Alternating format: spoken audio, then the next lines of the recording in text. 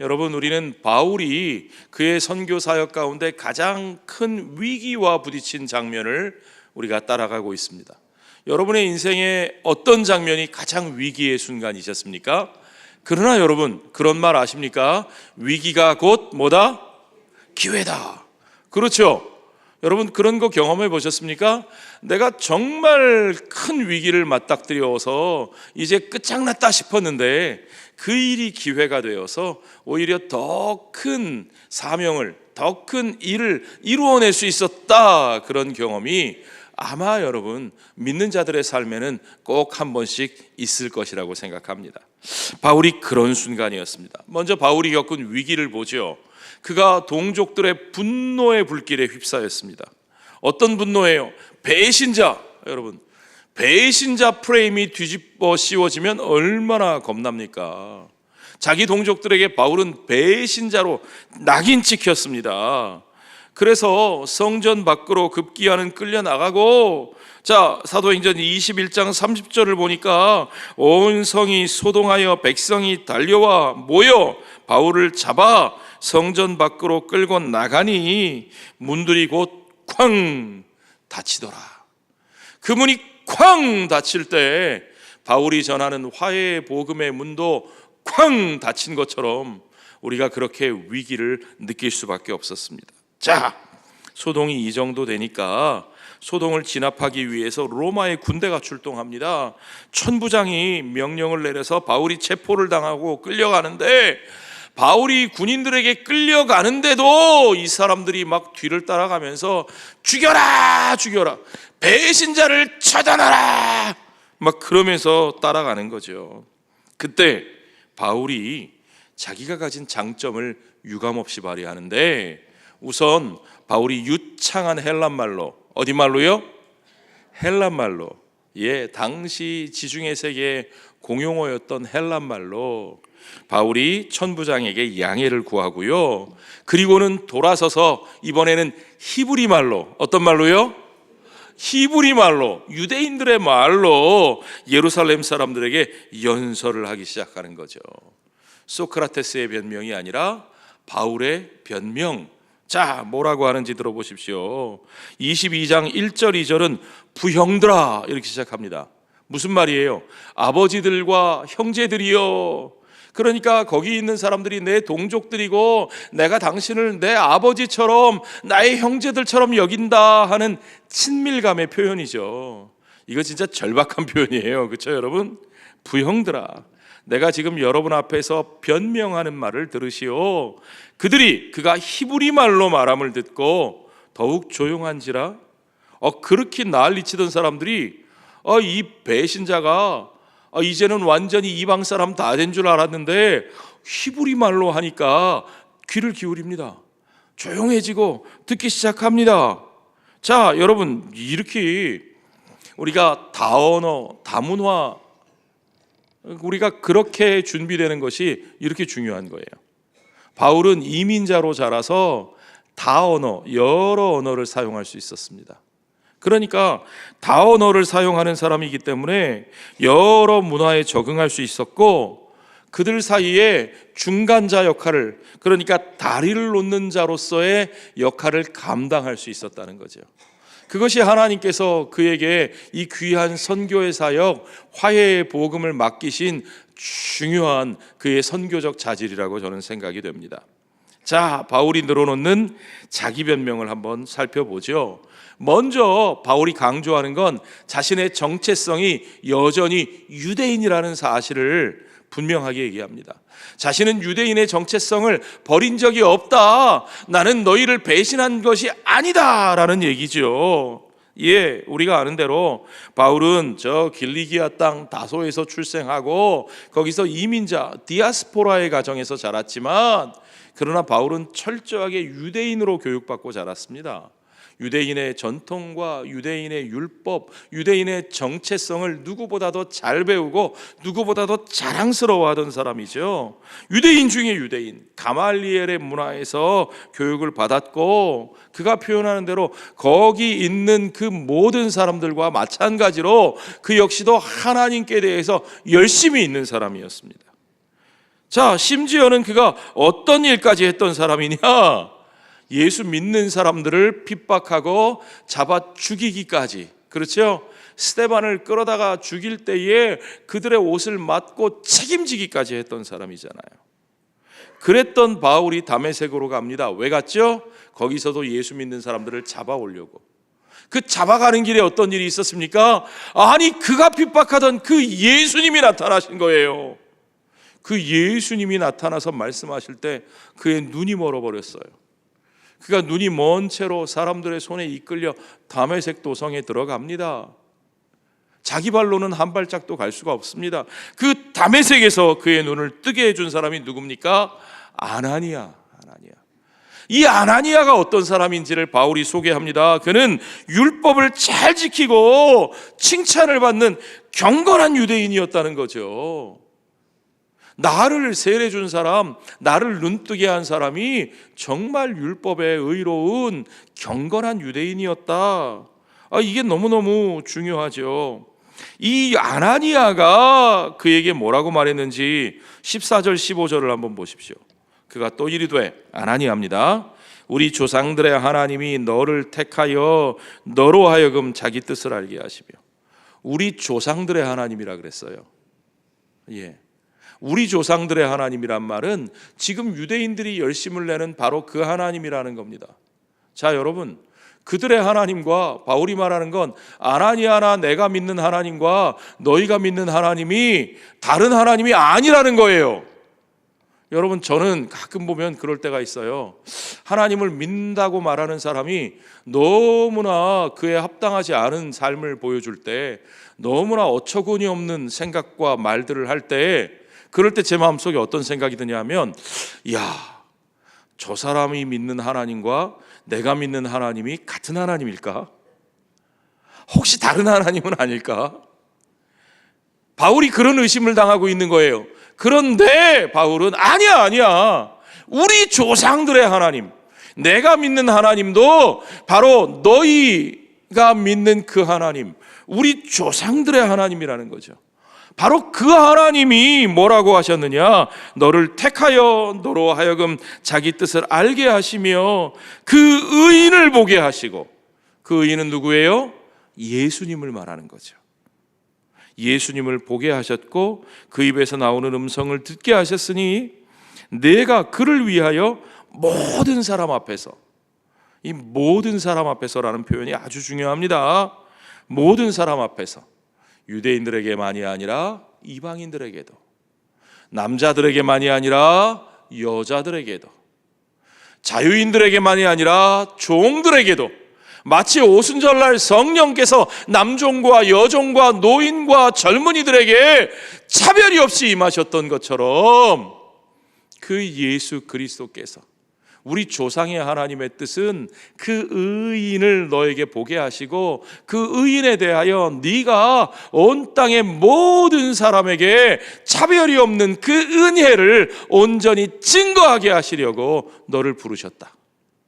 그 모든 이들에게 하나님의 은혜의 문이 열렸음을 알게 하시려고 그 조상들의 하나님이 너를 부르셨다고 말씀하고 있는 거죠. 그곳에서 그렇게 아나니아로부터 세례를 받고 아라비아에 갔다가 바울이 예루살렘으로 돌아왔던 것 같습니다. 왜 예루살렘에 돌아왔을까요? 아마도 바울은 그곳에서 이제 예수 그리스도 메시아를 증거해야겠다고 생각했던 것 같습니다. 그가 성전에서 기도하고 있을 때 또 한 번 놀라운 일이 일어나는데, 다메섹 도상에서 그를 만나 주셨던 그분, 그 의인 누구죠? 예수 그리스도께서 다시 그에게 찾아오셔서 말씀하시는 거예요. 뭐라고 말씀하시느냐? 18절에 보니까 봄에 주께서 내게 말씀하시되 속히 예루살렘에서 나가라. 아니, 동족들에게 복음을 전해야 되겠다고 광야에서 예루살렘으로 돌아왔는데 주님은 예루살렘에서 나가라 그러시는 거예요. 왜요? 그들은 네가 내게 대하여 증언하는 말을 듣지 않을 거야. 자, 바울이 이 말씀에 그대로 아멘하고 순종했나요? 아니요. 바울은 예수님의 말씀을 받아들이기 어려웠어요. 아니요, 주님, 그럴 리가 없어요. 왜냐하면 그들이 제 말은 들을 거거든요. 제가 어떤 사람인지 주님 아시잖아요. 제가 그들 중에 핵인싸였고요, 제가 스데반을 잡아 죽이기까지 했던 사람이고요, 제가 가장 앞장서서 열심을 냈던 사람인 걸 그들이 압니다. 그러니까요, 저 같은 사람이 그들에게 복음 전해야 돼요. 그들이 다른 사람 말은 몰라도요, 제 말은 들을 거예요. 그렇습니까, 여러분? 그들이 바울의 말은 들었나요? 예수님이 바울의 말을 듣고 그럴 것 같다, 그래 너 하고 싶은 대로 해봐라 그러셨나요? 아니요. 21절에 보니까 나더러 또 이르시되, 주님이 두 번 말씀하시면 그건 토달지 말란 얘기예요. 자, 여러분의 모시는 상사가, 여러분의 아버지가 여러분이 무슨 얘기 하셨다가 말대답했는데 한 번 더 똑같이 말씀하시면 그건 어떻게 해야 되는 거예요? 들어야 되는 거죠. 또 토를 달면 어떻게 돼요? 그건 여러분 각자의 판단에 맡기겠습니다. 예. 또 이르시되 떠나 가라. 예, 잔소리 말고 가라. 내가 너를 멀리 이방인에게로 보내리라. 이것이 그분의 뜻이라는 겁니다. 그분이 누구예요? 우리 조상들의 하나님이 보내신 분. 그분이 누구예요? 하나님 앞에서 율법의 의를 이루신 그 의인, the righteous one. 그 의인이라는 이 표현을 바울이 의도적으로 사용하고 있어요. 이 의인이라는 표현은요, the righteous one이라는 표현은 히브리 말로 체딕이라는 말인데, 이 제데크에서 나온 말이에요. 율법의 언약적 의의 온전한 자, 유대인 중에 유대인, 그러니까 유대인들이 어떤 사람에 대해서 가장 존경의 뜻을 표현할 때 쓰는 표현이 이 제딕이라는 말입니다. 바울이 지금 예수 그리스도에 대해서 이런 표현을 사용하고 있습니다. 하나님의 언약에 가장 의로우신 그분이 바로 예수시고, 그 예수, 그 메시아께서, 그 의인이 나에게 명령하신 그것이 바로 이방인에게로 보낸다는 말씀이셨다.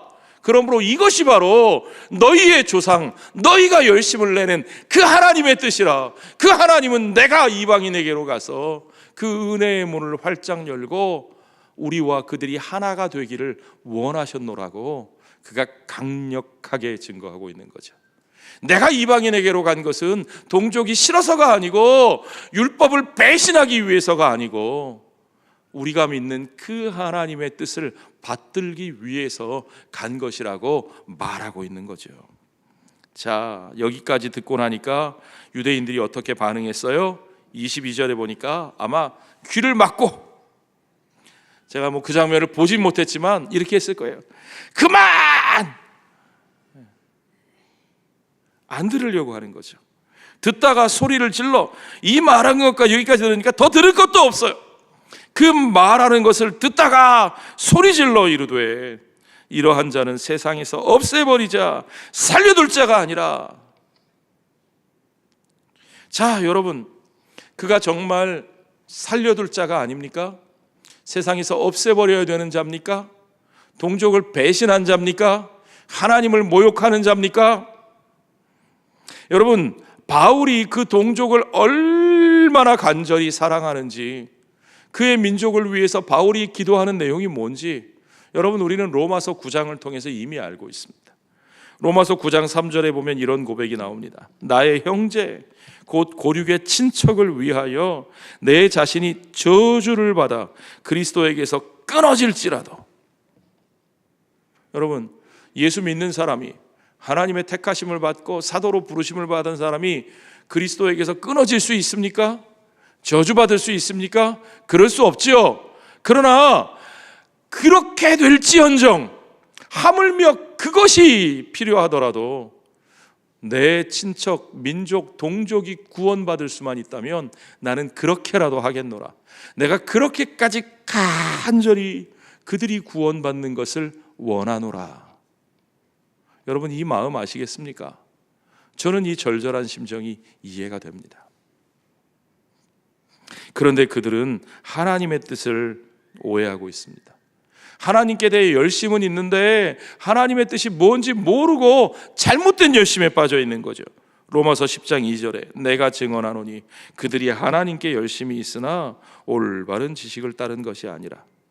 올바른 지식은 무엇입니까? 하나님께서 세우신 그 언약에 신실하신 예수 그리스도로 말미암아 하나님은 자기 백성을 의롭게 세우실 뿐만 아니라 이제 그 은혜 안에서 온 열방을 다 부르셔서 그 은혜 앞에 서게 하시고 그들도 의롭게 하시고 자기 백성과 그 이방인들이 그 은혜 안에서 하나가 되는 놀라운 하나님의 나라를 이루시는 것, 그것이 우리 하나님의 뜻인 것을 여러분 믿으시기 바랍니다. 그런데 그들이 하나님이 하시는 바로 그 일에 대해서 무지하다는 거죠. 그들은 그저 자기들의 의의를 세우려고 애쓰고 있지만 하나님이 그들을 통해, 아니 그들 가운데 세우신 참 이스라엘 되신 의인, 그 의인 예수 그리스도를 통해 이루려고 하시는 것이 무엇인지 전혀 모르고 있다는 겁니다. 여러분, 하나님이 이루려고 하신 것은 뭡니까?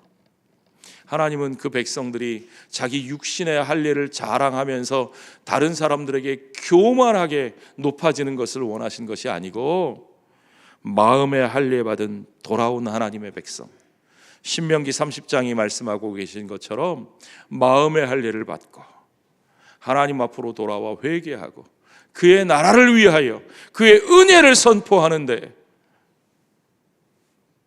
그들 자신을 내어놓고 이제 그 은혜 안에서 화해와 환대의 복음으로 온 열방을 품는 열방의 빛, 이방의 빛으로 쓰임받기를 원하셨다는 사실을 여러분 믿으시기 바랍니다. 그렇습니다. 그 하나님의 뜻이 메시아 예수님을 통해서 이루어졌습니다. 그러므로 그 백성을 향한 하나님의 모든 목적은 예수 그리스도 안에서 이루어지는 겁니다. 예수 그리스도가 목표이시고 예수 그리스도 안에서 그 뜻이 완성되는 것이고 예수 그리스도 안에서 하나님의 역사의 절정 클라이막스가 이루어지는 것을 우리가 보아야 하는데 그들이 그것을 보고 있지 못하다는 거죠. 자, 바울이 이렇게 증거했을 때 그들이 바울을 대하는 두 가지 방식을 우리가 볼 수 있습니다. 먼저 바울의 이 변명이랄까요, 간증이랄까요, 스토리텔링이랄까요, 거기에 대해서 유대인들이 어떻게 반응하는지 보십시오. 자, 우리가 이미 살펴봤죠. 21절에 내가 너를 멀리 이방인에게로 보내리라 하셨다고 말하니까 이 말하는 것까지 그들이 듣다가 소리질러 이르되 이러한 자는 세상에서 없애버리자, 살려둘 자가 아니라 지워버리자는 거죠. 그러나 로마인들이 바울을 대하는 모습은 사뭇 다릅니다.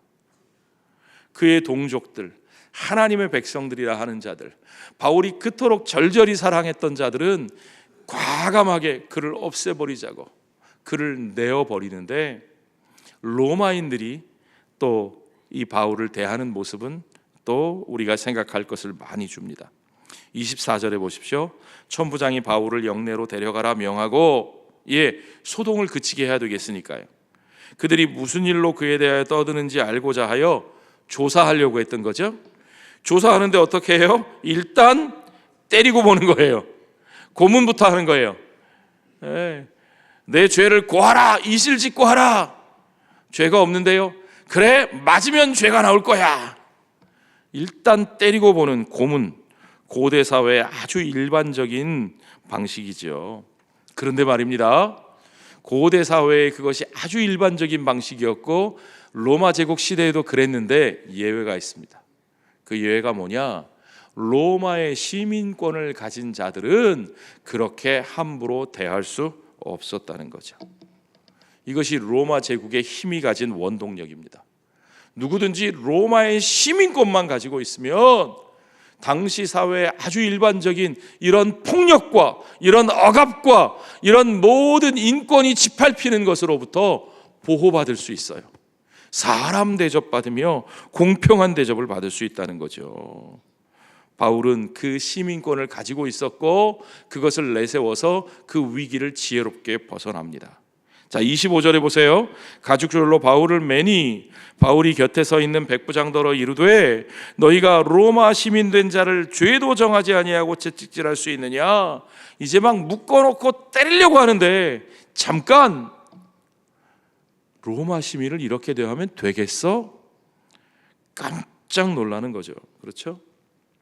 자, 여러분, 로마 법 우리가 좀 알아야 되는데요. 오늘날 우리가 당연하게 받아들이는 모든 민주주의, 법치주의의 원리의 근간이 어디서 나왔느냐? 그게 로마법에서 나왔습니다. 모든 법은 로마로부터. 로마에 가면 뭘 따라야 돼요? 로마법을 따라야죠. 예. 그 이유는 로마의 법이 그만큼 보편타당한 가치를 가지고 있었다는 거예요. 자, 여러분, 우리가 오늘날 아는 아주 중요한 형사법상의 원리들이 있죠. 첫째, 죄형 법정주의. 죄에 대한 형벌은 법으로 정해놓고 어떤 사람이 죄를 지었어도 법으로 정해진 그 죄만큼의 형벌만 받게 해야지 그 이상의 가혹한 형벌을 가하면 된다, 안 된다? 안 된다. 이게 죄형 법정주의죠. 자, 또 무죄 추정의 원칙. 어떤 사람이 어떤 혐의 사실에 피의자가 되어서 잡혀와도 재판이 끝나고 형이 확정될 때까지는 이 사람을 죄인으로 본다, 죄인이 아닌 걸로 본다. 죄인이 아닌 걸로 본다. 그렇죠? 무죄 추정의 원칙. 이게 너무 당연한 원리인데요. 이 고대 시대에 모든 사람에게 그 원리가 적용된 게 아닙니다. 노예들, 식민지 백성들, 피지배자들은 그 원리를 적용받지 않지만, 그러나 로마 시민권을 가지면 그 모든 권리가 그에게 얻어집니다. 자, 로마 시민권을 가지면 어떤 권리를 얻게 될까요? 자, 수많은 권리들이 있는데 들어보세요. 투표할 수 있는 권리, 명예를 훼손당하지 않을 권리, 사업을 할 수 있는 권리, 만민들과 교류할 수 있는, 무역할 수 있는 권리, 결혼의 권리, 이주의 권리, 재판정에 기소하거나 기소당할 수 있는 권리. 여러분, 우리가 재판을 받을 수 있다는 게 얼마나 큰 권리인지 몰라요. 재판을 받을 수 없으면 사건을 제대로 파악도 못하고 우리가 막 그냥 보복을 당하고 형벌을 당하는 거예요.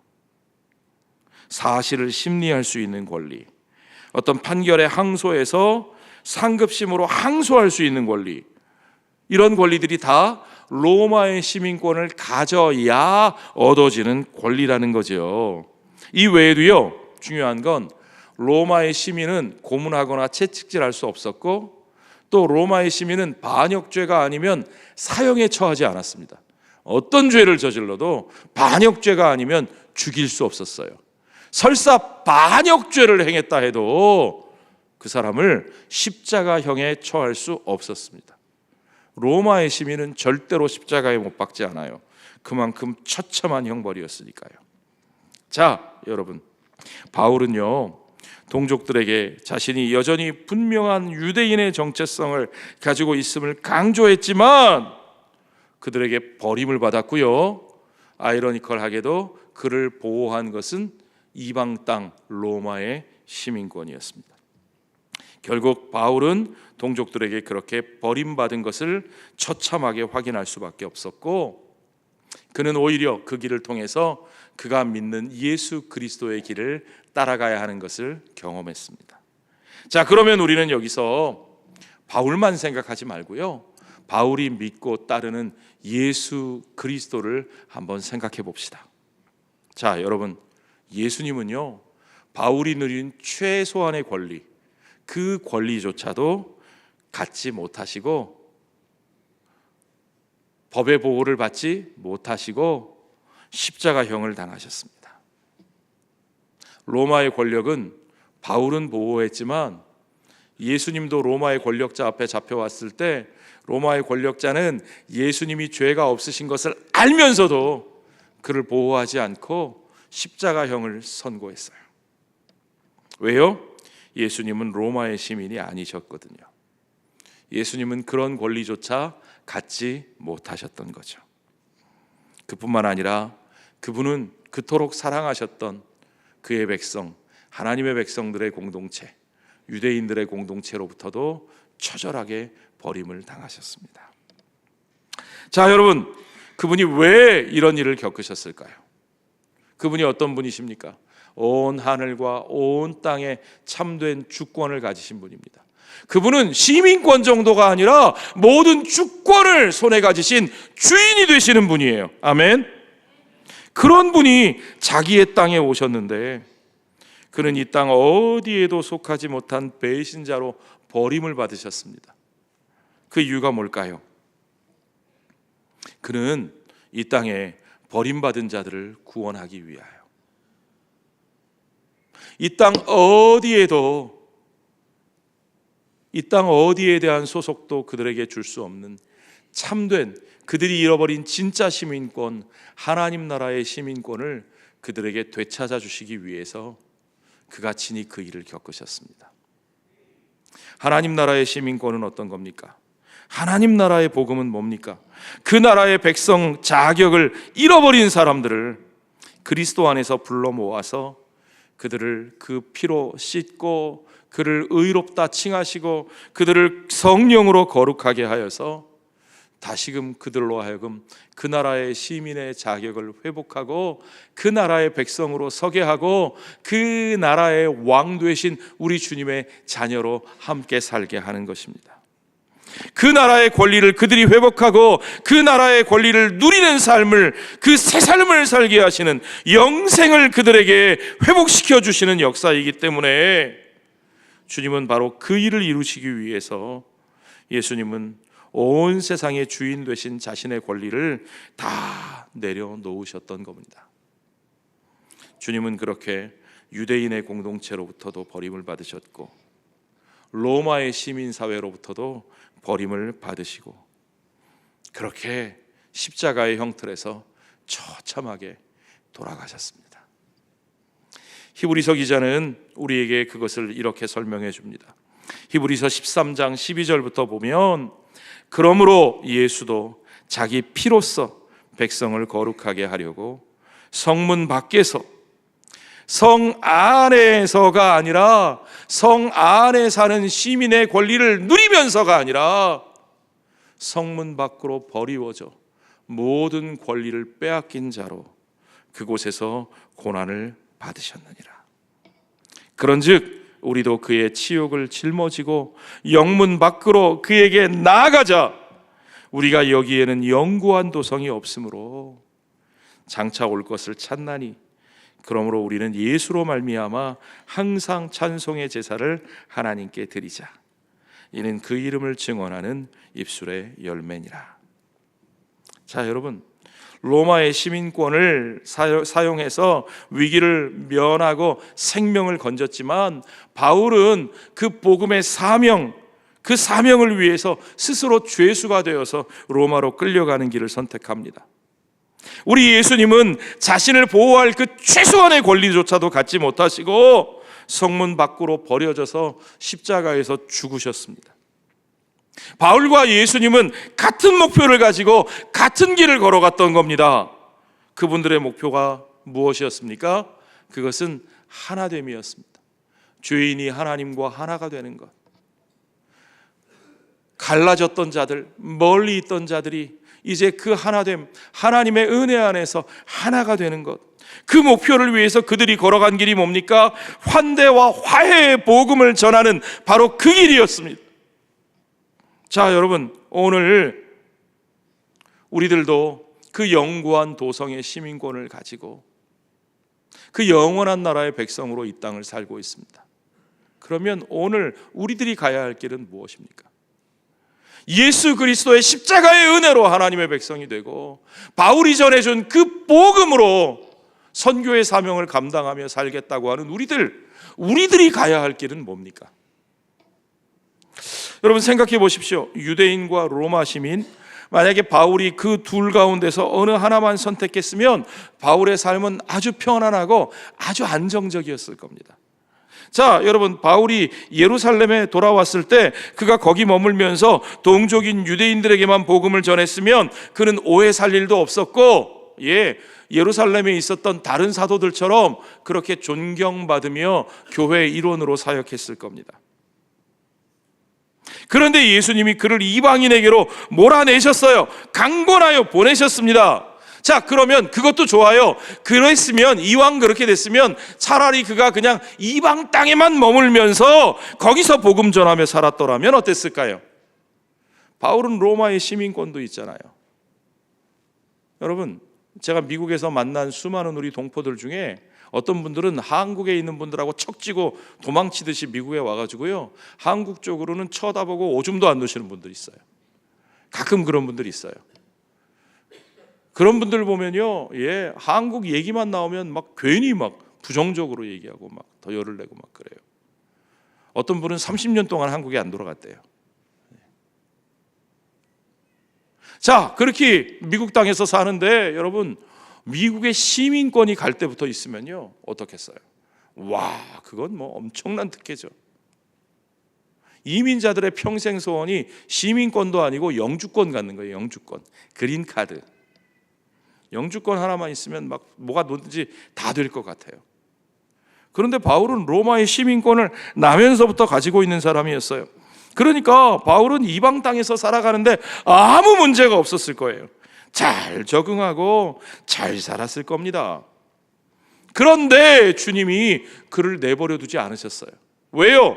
화해의 복음을 증거하기 위해서, 이방인과 유대인이 사랑으로 하나 된 형제임을 확인하기 위해서 주님은 그를 다시 예루살렘으로, 그것도 가장 위험한 시기에, 가장 긴장감과 적대감이 강력할 시기에 예루살렘으로 다시 보내셨다는 겁니다. 결국 그가 걸어간 길은요, 이 땅 어디에도 편하게 속하지 못하고 성문 밖으로 내쳐져서 치욕스러운 배신자로 죽임을 당하셨던 그가 믿고 따르는 예수 그리스도의 길, 그 길을 그대로 따라간 것이었습니다. 히브리서 기자는 오늘 우리도 그 치욕을 짊어지고 영문 밖으로 그분에게로 나가야 한다고 요구합니다. 영어 성경에 Let's go to him outside the camp, 앞부분에서는 성문 밖이라고, outside the city라고 했는데 여기서는 outside the camp라는 말을 씁니다. camp. the camp라는 말이 오늘날은 어떻게 쓰이는 줄 아십니까? 누구누구 캠프, 바이든 캠프, 트럼프 캠프, 누구누구의 진영, 그런 말로 쓰이죠. 저 사람 우리 캠프에 속한 사람이야. 우리 진영, 우리 편, 남의 편 하는 진영 논리, 정치적 편을 가를 때 쓰는 말이 바로 이 캠프라는 말입니다. 그러니까 어쩌면 이 말은 이렇게 번역할 수도 있습니다. 좀 너희들이 뿌리박고 있는, 둥지 틀고 또아리 틀고 앉아있는 그 진영, 거기만 머물러 있지 말고 그걸 좀 벗어나서 나가라고 말씀하시는 거죠.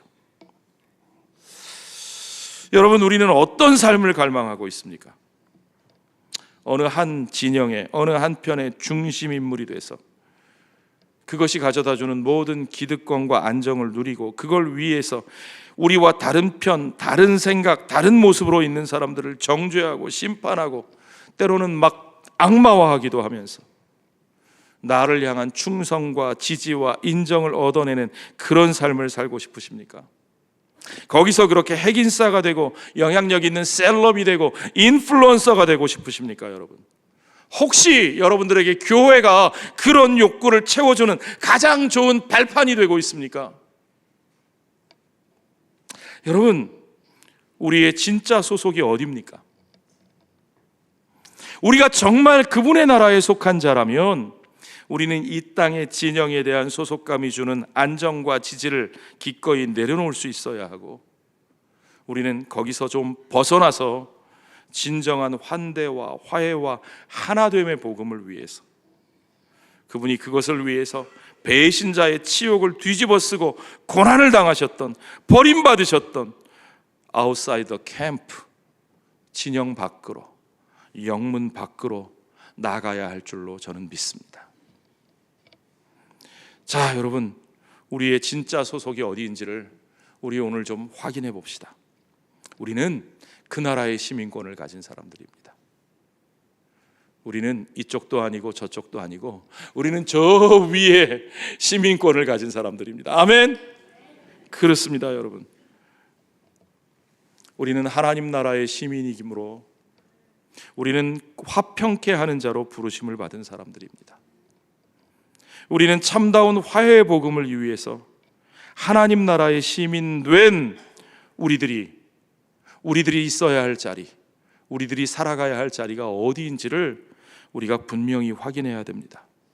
오늘 그 나라의 시민으로, 그 나라에 속한 자로 우리가 따라가야 할 길, 우리가 걸어가야 할 길은 어디인지 정말 여러분 너무 쉽게 판단하지 마시고 좀 더 깊이 돌아보며 생각하며 주님 앞에 기도하며 그렇게 우리의 말과 생각과 행동과 실천들을 신중하게 우리가 누구인지에 합당하게 행동할 수 있는 주님이 정말 우리에게 주신 사명임을 확인하고 그 화해의 복음을 위해서 우리가 쓰임받아야 한다면 기꺼이 그 치욕을 짊어지고 그 배신자의 누명을 짊어지고라도 그 길을 걸어갈 수 있는 저와 여러분이 되시기를 주의 이름으로 축원합니다.